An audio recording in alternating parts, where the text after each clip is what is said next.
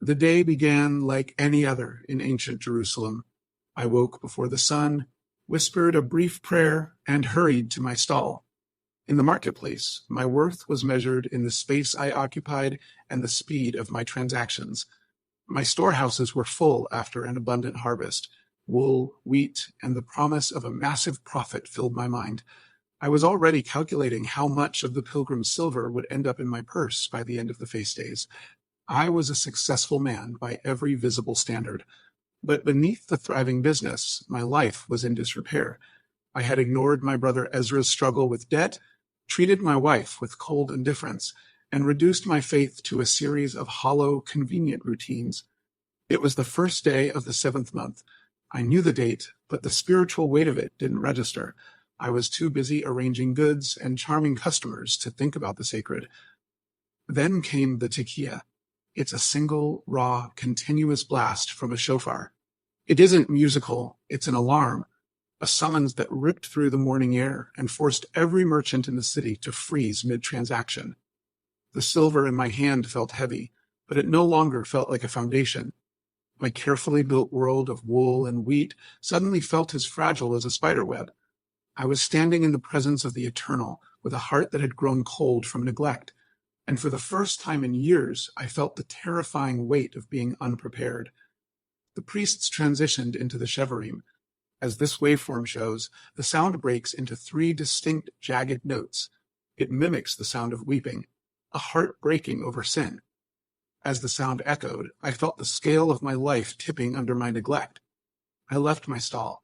I didn't even look back at the merchandise as I started walking toward the Temple Mount. The crowd was silent. Every face turned toward the source of the sound. Harsh words I had spoken to my family came back to me. I remembered the Sabbaths I had treated as interruptions to my business. The shofar was acting like a mirror, reflecting a version of myself I had spent months trying to ignore. I had to accept that I couldn't reach for mercy until I had fully accounted for the ways I'd been unmerciful. The path back to a right relationship with God began with an honest, painful look at the ledger of my own soul.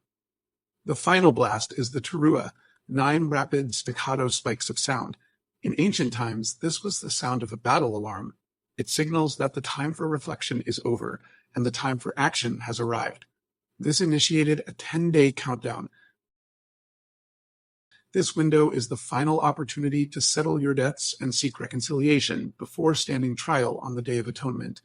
In our tradition, regret isn't enough. Forgiveness requires active restitution. If you have wronged a neighbor, you must physically go to them and make it right before you can expect God to hear your prayer. I went to Ezra's workshop and placed a bag of silver into his hands, enough to clear his debts and restore his livelihood. I saw the shock in his eyes, but more importantly, I felt the release in my own heart. I returned home early that evening to sit with my wife. I confessed how foolish I had been, chasing shadows while losing the people who mattered most. I didn't just ask for her forgiveness. I began the work of earning it back. The fear I felt during that first trumpet blast had given way to a realization of God's patience. He had sent the alarm to wake me while there was still time to act, providing a window of mercy I hadn't earned. When the 10 days were up, I stood among the thousands in the temple courts for Yom Kippur, the Day of Atonement. The city was silent, holding its breath. We watched the high priest disappear into the Holy of Holies. He carried the blood that would cover the sins of the nation, a physical representation of the debt being paid in full. When the announcement came that atonement had been made, I fell to my knees. The stone was cold, but the weight that had been pressing down on my chest since the first trumpet blast was finally gone. My business was still there, but it no longer owned me. By shattering my false sense of security, the shofar had given me the chance to build a peace that didn't depend on the weight of my purse. Now, when I hear the shofar, I don't just hear a horn. I hear a master calling a wandering servant home. It is the sound of grace interrupting our lives to save us from ourselves. Every time the shofar sounds, it offers a moment to stop the drift.